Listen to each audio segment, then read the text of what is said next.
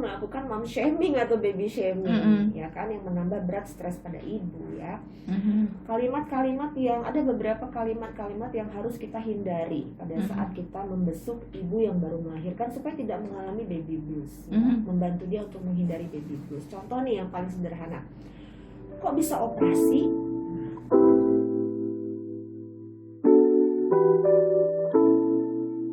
Sekitar 80% wanita yang baru melahirkan itu mengalami baby blues. Walaupun gejalanya terkadang terlihat sepele ya, sahabat Sonora, tapi baby blues ini bisa berdampak negatif loh bagi ibu maupun bayi dan harus segera ditangani. Jadi hari ini saya bakal ngajak sahabat Sonora untuk diskusi bareng Kak Meilani Fabiola, founder Karinka Handira. Silakan komentar di 08981200-904 untuk WhatsApp atau di Facebook Sonora Medan. Mengenal baby blues, seperti apa sih baby blues ini? Apa sih gejala-gejala atau tanda-tanda?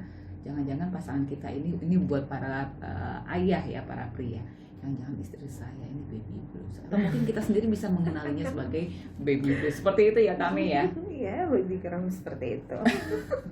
Gimana kabar? Aduh, alhamdulillahirabbil alamin, sehat-sehat walafiat. Kalau udah ketemu Mbak Rini makin sehat. Wah, pokoknya ketemunya di hari Rabu. Hari Rabu itu no halu-halu Iya. ya. Oke, hari ini kita coba mengenal baby blues. Mungkin kami juga bisa kasih tahu ke sahabat Sonora, baby blues nih apa sih, bayi yang warna biru atau gimana? Iya, betul juga ya. Bayi blues biru, apakah Blues ini atau bayi galau, biru gitu atau ya? bayi yang galau ya kan? Atau bayi yang biru-biru gitu. Ya, baby blues syndrome itu adalah gejala adanya gangguan psikologis ya, kejiwaan pada ibu yang biasanya dialami ibu setelah melahirkan. Ini biasanya terjadi sampai 2 minggu pasca persalinan. Itu yang disebut dengan baby blues syndrome ya. Tapi kemudian ada juga ketika baby bluesnya tidak bisa ditangani, setelah 2 minggu bertahan terus, malah mungkin gejalanya semakin berat ya, mengkhawatirkan, itu sudah bukan baby blues lagi Mbak Rin. Itu namanya sudah depresi pasca persalinan. Oke, kalau begitu kita coba cari tahu gejala-gejala atau tanda-tanda satu persatu nih ya, kami supaya kita bisa mengetahui bedanya di mana gitu ya. Betul. Jadi kalau baby blues syndrome ini sebenarnya kebanyakan ibu mengalami ya, apalagi yang baru pertama kali melahirkan ya, belum punya pengalaman ya, masih banyak mengalami istilahnya itu kaget ya, kaget dengan perubahan besar yang terjadi secara tiba-tiba dalam waktu yang sangat singkat gitu ya kan. Nah, kalau baby blues itu sendiri tanda-tandanya ya kekhawatiran, kegelisahan yang cukup besar ya, membuat ibu suasana hatinya itu menjadi gampang berubah-ubah atau kita sebutnya swing mood ya. Jadi kayaknya sebentar kita ngobrol ini masih fine-fine aja, tiba-tiba udah nangis, tiba-tiba udah murung ya. Jadi gampang murung, gampang sedih, gampang marah ya, sensitif ya istilahnya kalau sekarang itu baperan gitu. Baperan, sensi gitu ya.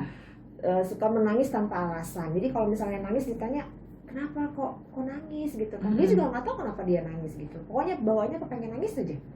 Ya, jadi pola tidur juga menjadi tidak teratur ya, susah tidur, nafsu makan menurun dan sebagainya. Nah, itu adalah tanda-tanda baby blues secara umum. Nah, jadi sementara itu kalau yang namanya depresi itu gejalanya lebih berat Mbak Rin.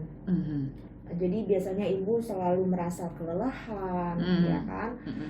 Bahkan kadang-kadang ada yang merasa tidak ada bonding dengan anaknya, tidak kepengen megang anaknya, tidak kepengen lihat anaknya. Itu kalau lihat anaknya, megang anaknya, dengar suara anaknya nangis itu sudah luar biasa. Maka kadang-kadang bisa terkena kayak serangan panik gitu. Jadi kalau misalnya bayinya udah nangis aja gitu ya, nangis-tangisannya agak kuat, terus kayak panik gitu, ya kan?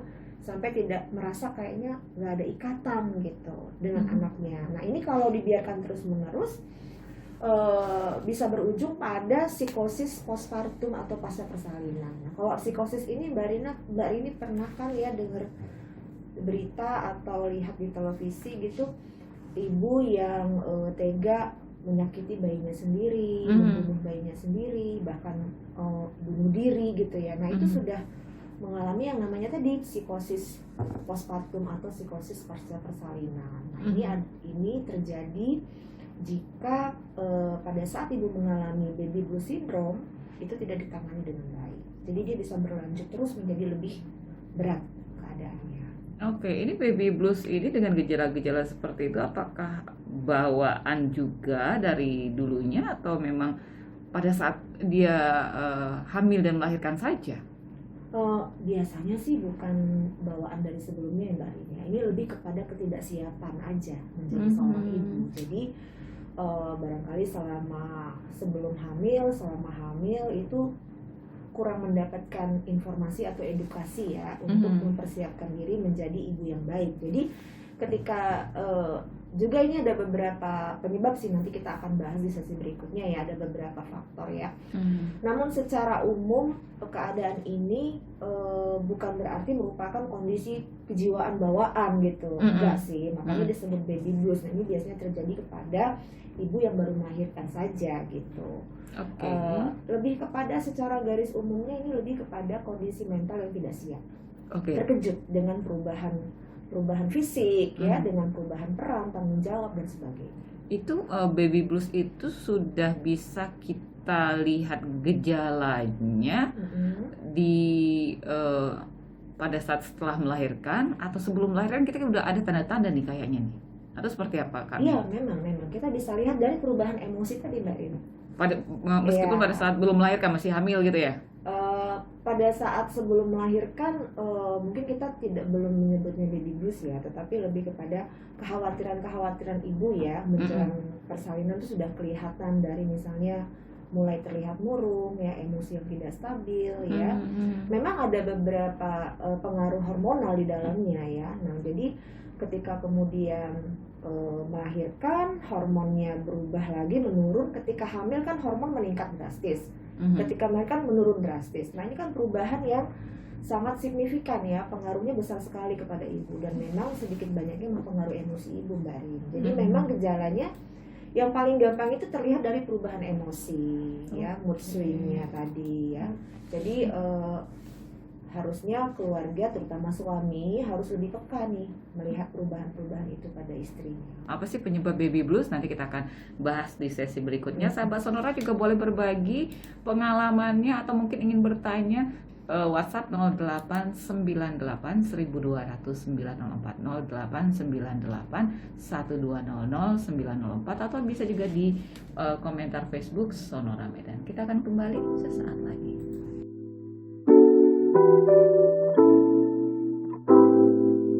90,4 FM Sonora Medan, sahabat Sonora. Masih di Sonora Siang Women and Parenting, kita coba mengenal baby blues ya.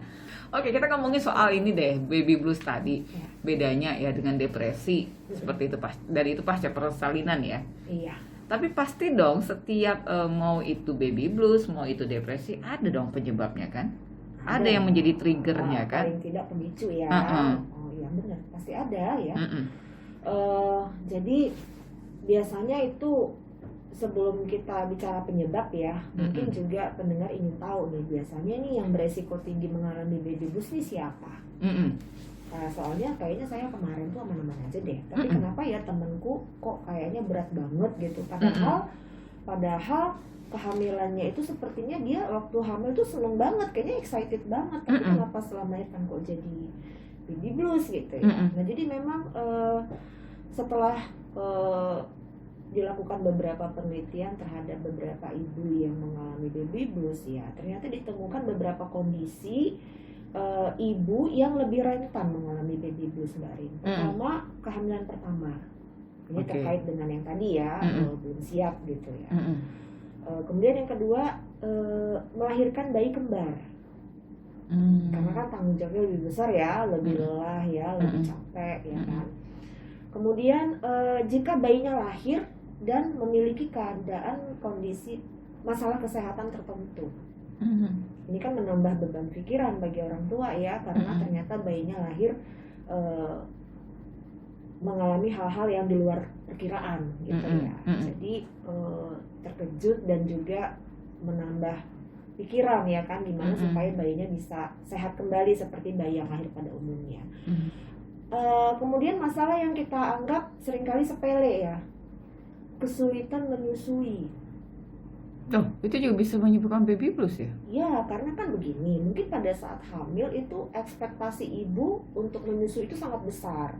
Ya, berpikir bahwa saya akan menyusui anak saya sampai 2 tahun, apalagi dia merasa payudaranya cukup besar, ya kan, selama hamil juga selalu kencang gitu perasaannya ya. Tapi setelah lahir kok malah hasilnya nggak ada gitu, sementara anak rewel terus, ibu sangat excited, semangat banget untuk memberikan ASI eksklusif ya. Nah ini juga bisa menjadi stres buat ibu dan menambah meningkatkan resiko ibu untuk mengalami baby blues. Kemudian kehamilan yang tidak direncanakan. Ya kan? Nah ini bukan cuma terjadi pada remaja yang hamil di luar nikah ya Mbak Rini ya, banyak juga tuh pasangan suami istri ya, orang tua yang sebenarnya belum merencanakan untuk hamil lagi tapi hamil gitu, istilahnya kebobolan. Yeah. Apalagi kalau kesundulan. Ngerti ya Mbak Rini ya? Masih menyusui si kakak, udah hamil lagi. Nah ini juga jadi satu pemicu terjadinya baby blues Mbak Rini. Tapi padahal bukan anak kedua ya kan? Gimana? Padahal bukan anak pertama kan? Iya. Nah tadi kan yang pertama kan anak pertama. Nah, ternyata bisa juga loh terjadi pada anak-anak berikutnya. Misalnya jaraknya terlalu dekat, ya kesundulan, kebobolan, apapun istilahnya itu. Intinya kehamilan yang tidak direncanakan. Ya, atau misalnya kegagalan penggunaan kontrasepsi, ya kan, sudah niat nih menjarangkan, sudah pakai alat KB, ternyata hamil juga gitu ya, kebobolan ya. Nah ini kan juga jadi menambah stres ya pada orang tua. Apalagi kalau di saat ibu mengalami berbagai macam masalah tadi tidak mendapat dukungan dari suami dan keluarga terdekat. Gitu. Tadi kan Mbak Rini nanya penyebab ya. Nah itu penyebab. Tunggu dulu sebelum ngomongin soal penyebab. Kalau dari segi usia termasuk nggak? Bisa. Terlalu muda ya kan, terlalu tua. Nah jadi karena kondisi pada ibu yang hamilnya terlalu muda, ini kan erat kaitannya dengan ketidaksiapan, baik itu fisik maupun mental ya. Kalau dia hamilnya terlalu tua atau terlalu muda, itu biasanya kan fisiknya kondisinya untuk kehamilan menurun ya. Hampir sama tuh kondisinya antara yang terlalu tua di atas 35 tahun dengan yang terlalu muda di bawah 21 tahun. Itu kan kondisi fisiknya jadi hampir mirip ya. Jadi bisa saja selama hamil sering mengalami masalah kesehatan. Nah ini kan juga menambah pikiran dan stres ya Mbak Lin. Nah kemudian juga pada saat persalinan resiko tinggi mengalami penyulit. Ini juga menambah beban fisik dan beban pikiran ya kan. Jadi memang ada hubungannya dengan umur Mbak Lin. Oke, gitu ternyata. Nah penyebabnya itu tadi Kak Mei? Nah kalau penyebabnya yang pertama tadi faktor hormon. Ya, jadi kondisi hormon pada saat kehamilan itu kan meningkat ya secara tajam. Sementara setelah melahirkan menurun secara tajam. Jadi ini suatu kondisi perubahan yang sangat besar ya. Perubahan yang sangat besar terjadi dalam waktu yang cukup singkat. Nah ini juga akan mempengaruhi fisik dan emosi ibu secara langsung. Kemudian ibu yang kelelahan mengasuh bayinya sendiri. Nah, beda dengan ibu yang pada saat mengasuh bayi banyak mendapat bantuan dukungan dari keluarga, orang-orang terdekatnya. Kemudian juga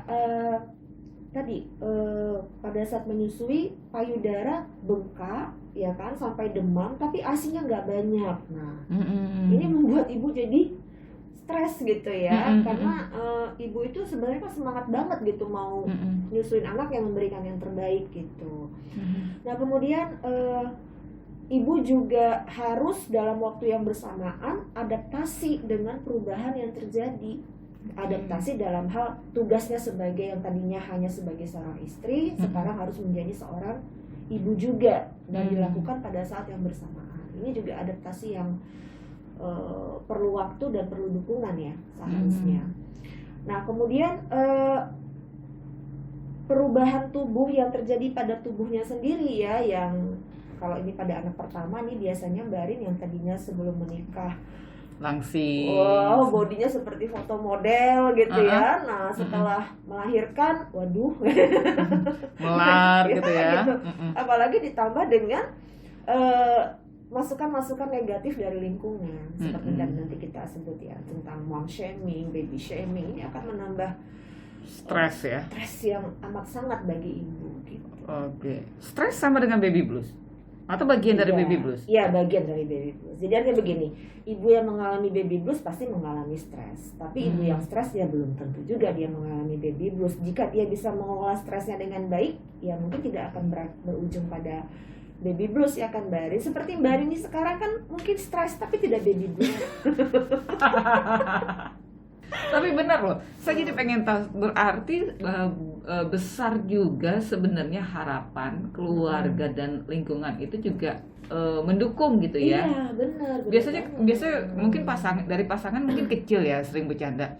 Waduh, mama, kamu badannya nggak seksi lagi kayak dulu. Ayo dong, cepetan dong, dari situ kan kita juga bisa Bener banget. bisa ngerasa, iya ya, nggak itu seksi lagi namanya ya. mom shaming ya.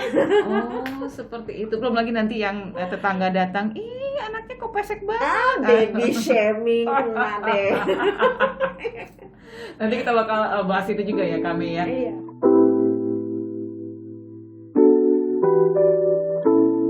.4 FM Sonora Medan, sahabat Sonora. Masih di Sonora Siang Women and Parenting, kita masih mengenal baby blues. Coba mengenal baby blues, penyebabnya. Terus apa tadi yang sempat kita omongin di sesi sebelumnya mengenai mom shaming, baby shaming, Tommy shaming. Seringnya sih begitu ya kami ya, misalnya kita dateng gitu ngeliatin temen yang baru lahiran gitu kan, ih gila ya kamu gendutan gitu kan, atau ih anaknya pesek ya, ini matanya cipit ya, kan gitu ya. Benar. Ternyata faktor dari lingkungan ya, masukan-masukan yang negatif diterima dari teman, dari keluarga pada saat mengunjungi ibu yang baru melahirkan, itu juga ternyata menambah berat stres pada ibu. Jadi sebenarnya baby blues syndrome ini adalah stres yang dialami ibu pasca persalinan yang tidak dikelola dengan baik, sehingga menjadi baby blues. Dan jika stres ini berkelanjutan, dia akan berlanjut lagi menjadi stres yang lebih berat, namanya depresi pasca persalinan tadi. Nah itu juga tidak tertangani dengan baik, berlanjut lagi menjadi psikosis pasca persalinan ya. Kalau udah psikosis itu Mbak Arin dia sudah mengalami seperti mendengar bisikan-bisikan ya kan, berhalusinasi gitu. Jadi apa yang dia pandang itu tidak seperti yang orang pandang gitu. Jadi sudah mempengaruhi panca inderanya gitu. Jadi sehingga berlanjut kepada tindakan yang tadi itu. Nah mom shaming, baby shaming ya, ini adalah beberapa hal yang perlu diketahui oleh kita nih sebagai keluarga, sebagai teman, sahabat yang mungkin punya teman, punya keluarga yang baru melahirkan. Dan biasanya kan sudah jadi kebiasaan kita ya, kalau teman baru lahiran tuh kita datang ya kan, kepengen lihat ibunya, kepengen lihat anaknya gitu ya. Nah kadang-kadang kita nggak sadar sudah melakukan mom shaming atau baby shaming ya kan, yang menambah berat stres pada ibu ya. Kalimat-kalimat yang ada, beberapa kalimat-kalimat yang harus kita hindari pada saat kita membesuk ibu yang baru melahirkan supaya tidak mengalami baby blues ya. Membantu dia untuk menghindari baby blues. Contoh nih yang paling sederhana, kok bisa operasi? Ya kan? Kok nggak pilih lahiran normal aja? Nah gitu ya, ini bagi kita sepertinya biasa aja, misalnya cuma kepengen tahu aja gitu ya. Namun bagi ibu yang persalinannya operasi kan dia seperti merasa menyalahi kodrat gitu ya. Karena kan perempuan itu harusnya lahirnya normal gitu. Nah tapi karena sesuatu kondisi atau mungkin permintaan sendiri dia minta operasi. Nah ini membuat pertanyaan tadi membuat dia merasa tidak berharga gitu. Jadi berkurang nilainya sebagai perempuan gitu kan. Atau misalnya ketika kita melihat anaknya diberi susu formula ya kan, terus kita bilang kok nggak disusui aja, kan lebih bagus pakai ASI, dikasih ASI gitu. Nah mungkin niat kita tuh mau ngasih dukungan, kasih ASI dong kan gitu, lebih bagus gitu ya. Nah tapi penerimaan pada ibu, ingat ibu pada saat habis melahirkan tuh stres ya, karena perubahan hormon tadi yang tiba-tiba ya. Dan ibu mengalami mood yang cepat berubah gitu ya, swing mood. Nah jadi ketika masuk perkataan-perkataan seperti itu bikin ibu baper gitu ya, sensitif gitu ya. Kok dikasih susu formula, ASInya nggak ada ya? Nah tuh. Atau misalnya kita bercerita pengalaman kita dulu nih gitu ya. Kalau aku sih dulu waktu lahiran begini. Nah nih ini juga termasuk mom shaming nih, membandingkan pengalaman kita dengan dia gitu. Mungkin niat kita itu berbagi ya, niat kita tuh berbagi tips ya kan, berbagi pengalaman. Niat kita tuh supaya dia bisa ambil pelajaran dari pengalaman kita. Tapi kadang-kadang cara kita menyampaikan itu tuh ya bikin ibu baper, sensi gitu ya. Terus udah lahiran seminggu kok kayak masih hamil ya. Nah tuh ya. Karena kan itu selain mom shaming, body shaming ya, betul. Karena kan proses pemulihan rahim itu kan perlu waktu ya. Ada yang cepat ya kan, ada yang lambat kan, sampai 42 hari ya kita itu proses pemulihannya, apalagi ukuran perut kita ya. Nah kan itu beda ya, ibu yang hamilnya kurus dengan ibu yang hamilnya nambah beratnya banyak banget gitu kan. Nah kita juga kalau ditanya kepengennya habis melahirkan tuh langsung singset lagi kayak sebelum hamil, tapi kan tidak seperti itu kan, tubuh kita perlu proses, perlu waktu untuk pemulihan ya kan. Kak Mei, tapi ada nggak perbedaan antara ibu yang melahirkan normal dengan ibu yang melahirkan operasi untuk pemulihannya atau mungkin hormon segala macamnya? Ya, kalau untuk hormon barangkali tidak jauh berbeda ya Mbak Rin, karena kan ini hanya berbeda metode persalinan saja ya. Tapi kalau pemulihan iya pasti akan ada bedanya kan.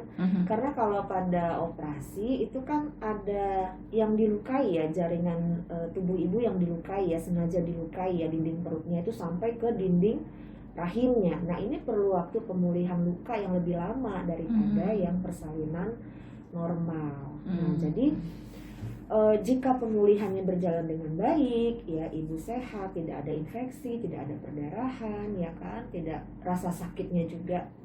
Karena kan ambang batas nyeri orang kan juga beda-beda. Ada yang digigit semut aja rasanya udah sakit banget gitu ya. Aku. Ada yang disuntik pakai jarum suntik untuk sapi, aman-aman aja gitu ya.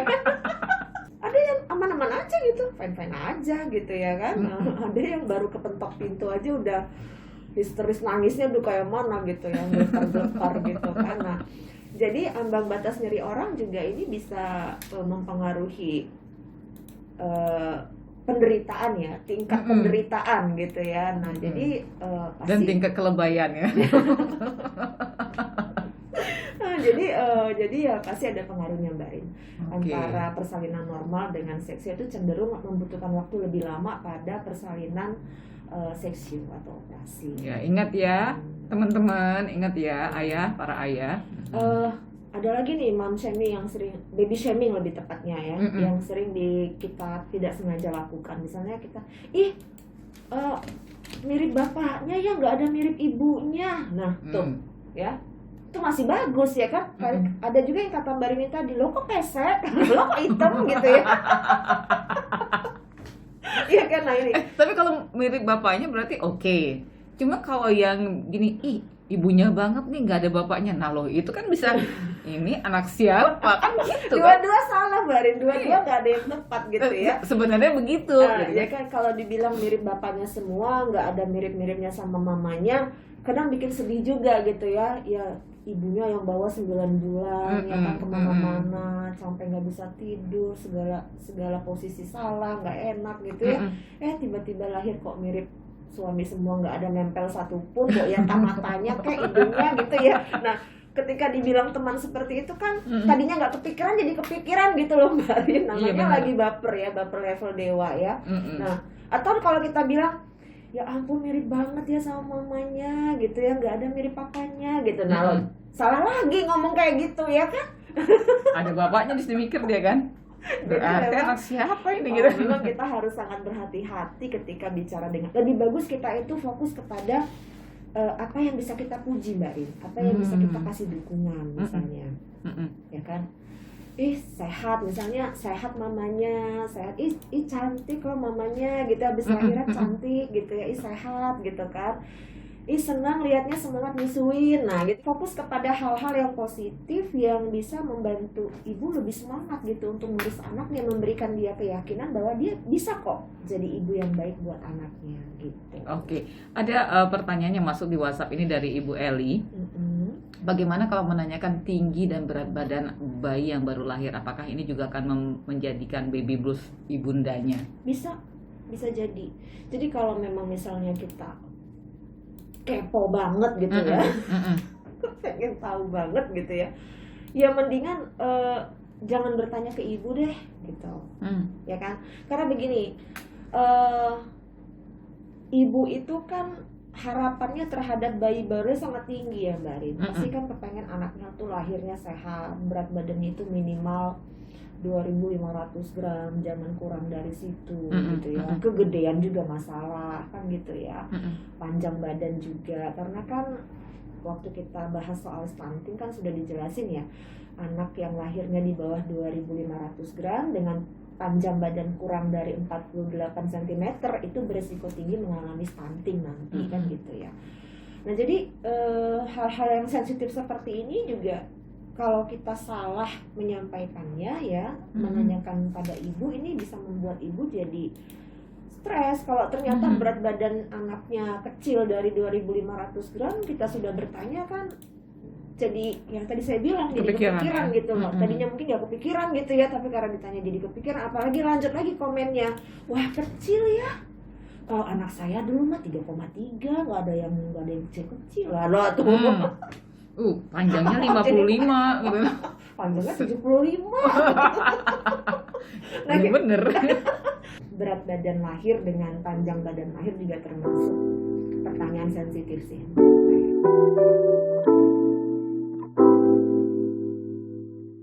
Biasanya juga kalau ada baby shaming, mommy shaming, ada juga daddy shaming. Ada baby shaming juga ada. Oh ya? Berarti nanti jadinya dong yang baby blues. Ya misalnya kan kayak kok misalnya ayah gendong anak gitu ya, kan cara ayah gendong anak dengan ibu gendong anak beda ya. Beda ya. Nah itu kadang-kadang juga kan, kok kayak gitu gendongnya, nggak boleh gitu gendongnya. Karena kita yang sotoy ya. Termasuk daddy shaming juga itu ya kan. Kok anaknya nggak deket sih sama ayahnya? Nah tuh itu juga termasuk daddy shaming ya kan. Ya wajar lah kalau anak lebih suka digendong sama ibunya kan ya. Nah jadi bukan berarti itu harus jadi masalah ya, selama ayahnya tetap berusaha untuk memperkuat bonding ya, tetap berusaha untuk memperbanyak waktu bersama dengan anak, ngobrol, bercerita, bermain, ya, itu harus dihargai gitu bagaimanapun caranya dia melakukannya. Tidak ada cara yang betul-betul tepat, tidak ada cara yang betul-betul salah ketika kita mengasuh anak. Oke, berarti ada memang Daddy baby blues. Daddy shaming. Oh, daddy shaming ada. Nah, jadi, tapi ayah berarti bisa baby blues juga? Bisa. Nah ini yang mungkin jarang kita dengar ya. Bener. Kalau baby blues itu kayaknya hak prerogatif perempuan gitu. Masa sih pria baby blues nggak ada garang-garangnya sih? Iya, orang yang hamil siapa, yang melahirkan siapa kan gitu ya. Jadi sebenarnya baby blues ini juga ternyata menurut penelitian Mbak Rin itu 10% dialami oleh ayah. 10%? Ya, kalau tadi baby blues kan 80% ya dialami oleh ibu. Karena kan memiliki anak itu kan tanggung jawab berdua, bukan cuma tanggung jawab ibu, ayah juga kan. Nah ini jadi yang membuat ayah mengalami baby blues syndrome itu pertama, kebayang nih nanti kalau jadi ayah kan harus berubah peran ya, kan berubah peran, terus tanggung jawab yang besar. Aku bisa nggak jadi ayah yang baik? Ini juga ayahnya bisa stres nih mikirin ini gitu ya, apalagi jika dia di keluarga itu melihat anak-anak ponakannya gitu ya, itu kayaknya pinter-pinter, cantik-cantik, sehat-sehat gitu ya kan. Nah ini kan jadi semacam tantangan juga nih buat ayah gitu, aku bisa nggak jadi ayah yang baik, anak-anaknya juga bisa seperti mereka gitu ya. Kemudian juga ada kekhawatiran, waduh nih bakalan berkurang nih waktu untuk hangout ya, kebebasan ya, ya kan. Nah ini bakalan lebih sering nggak bisa keluar rumah nih kayaknya nih, bakalan susah dapat izin nih mau ketemu temen gitu ya kan. Nah gitu. Kemudian juga yang paling penting juga dari masalah finansial. Karena kan ayah itu kan memang tanggung jawabnya, salah satunya yang paling gede itu kan adalah membiayai kebutuhan hidup keluarga ya kan, termasuk anak ya, biaya pendidikannya, pemeliharaan kesehatannya ya kan, fasilitas untuk anak kan, itu kan semuanya perlu cuan ya. Nah perlu punya nyiapin tabungan ya dan sebagainya, berarti harus nambah nih cari duitnya kan gitu ya, cari cuan. Nah pada ayah bentuk-bentuk baby blues syndrome-nya itu hampir mirip sih seperti ibu ya, misalnya jadi emosian ya, jadi gampang marah gitu, menarik diri ya kan, susah tidur juga ya kan, kemudian mulai kehilangan minat terhadap hal-hal yang biasanya suka dia lakukan ya kan, kemudian gampang merasa tertekan, stres ya, tiba-tiba sedih, murung, susah diajak, nggak suka diajak ngobrol lama-lama gitu ya, bawaannya kesel aja gitu. Jadi atau barangkali menolak untuk ngurus bayinya dengan alasan takut nanti malah nyakitin bayinya, takut nanti malah yang dia kerjakan salah nanti malah bikin bayinya jadi kenapa-kenapa. Nah jadi intinya baby blues syndrome juga bisa dialami oleh seorang ayah, bukan cuma ibu.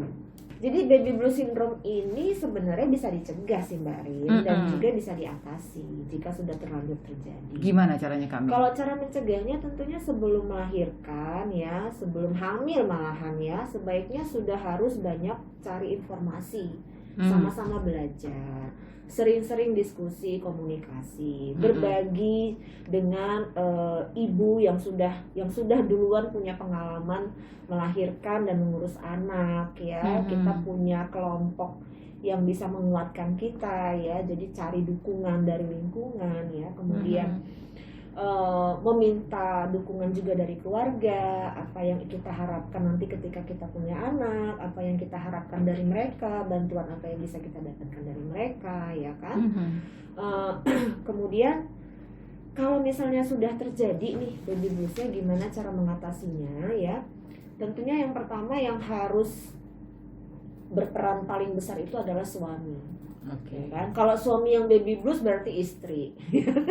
Jadi kalau misalnya istri yang baby blues, suami itu harus bantu ibu untuk cukup istirahat. Contoh misalnya ketika tengah malam nih tidur ya, kemudian tiba-tiba bayinya nangis karena popoknya basah ya kan. Nah itu ayah harus mau nih bantu ganti popok, nenangin bayinya gitu kan, bantu ibunya untuk misalnya anaknya mau menyusui, bantu ibunya untuk mempersiapkan diri menyusui ya kan. Kemudian kalau pagi kasih waktu istri untuk tidur lebih lama, artinya jangan istri lagi yang nyiapin sarapan, kalau boleh ayah lah ya kan yang bantu nyiapin sarapan. Apalagi kalau sarapannya diantar ke kamar ya, so sweet banget ya. Gak jadi deh baby bluesnya ya gitu ya, bantu-bantu ngerjain urusan rumah tangga yang kecil-kecil, nyuci piring, nyapu ya, sekedar nyapu, ngepel, jemur baju ya. Kalau pakai mesin cuci kan nggak susah nyuci ya. Gitu. Jadi membantu meringankan ibu supaya jangan mengalami kelelahan, karena tadi salah satu faktor bikin baby blues adalah kelelahan Mbak Rin. Karena lelah ya? Kelelahan karena perubahan waktu tidur juga kan. Yang tadinya bisa tidur siang nggak bisa tidur siang, yang tadinya tidur malamnya bisa 8 jam bolak-balik terbangun gitu ya. Tuh jangankan yang punya bayi, kita aja nggak punya bayi pusing loh kalau kayak gitu pola hidupnya kan, seperti itu. Itu cara mencegah dan mengatasi. Dan kalau misalnya kita melihat emosi ibu setelah 2 minggu tidak juga mereda, mungkin kita harus berhati-hati nih, berarti mengarahnya kepada depresi. Berarti durasinya itu yang bisa kita pantau 2 minggu setelah lahiran? Iya, karena kan munculnya itu di hari kedua atau ketiga setelah melahirkan. Ibu mulai terlihat emosinya sering mengalami swing mood ya, kemudian juga mulai sering gampang menangis ya, gampang marah, sensi gitu. Nah, ketika 2 minggu kita lihat setelah kita lakukan berbagai upaya ternyata tidak juga mereda kondisinya, maka kita harus berhati-hati nih, mungkin mengarahnya kepada depresi. Jadi boleh juga kita berkonsultasi dengan psikolog ya. Kalau sudah depresi malahan psikiater nanti. Jadi sebelum dia menjadi depresi, ada baiknya kita juga berkonsultasi dengan psikolog. Apa yang harus dilakukan lebih jauh. Oke. Jadi baby blues itu adalah gangguan psikologis pada ibu yang baru melahirkan yang bisa dicegah sejak sebelum hamil, selama hamil ya, dengan memperkuat komunikasi suami istri dengan keluarga ya, mencari dukungan dari lingkungan ya, mencari banyak informasi, terus menerus belajar bagaimana cara mengurus bayi bersama ya kan. Yang terpenting tentunya adalah dukungan dari suami dan dari keluarga, bahkan juga orang terdekat. Jadi tanggung jawab kita sebagai keluarga, sebagai teman, sahabat, hindarilah mom shaming dan baby shaming. Nah, jadi Daddy shaming juga dong. Daddy shaming ya, benar, 3 ya. Jadi mom, dad, and baby ya. Jadi ini dihindari. Lebih banyak memberi dukungan dan pujian supaya ibu punya semangat, motivasi yang besar dan keyakinan yang kuat bahwa dia mampu menjadi ibu yang baik.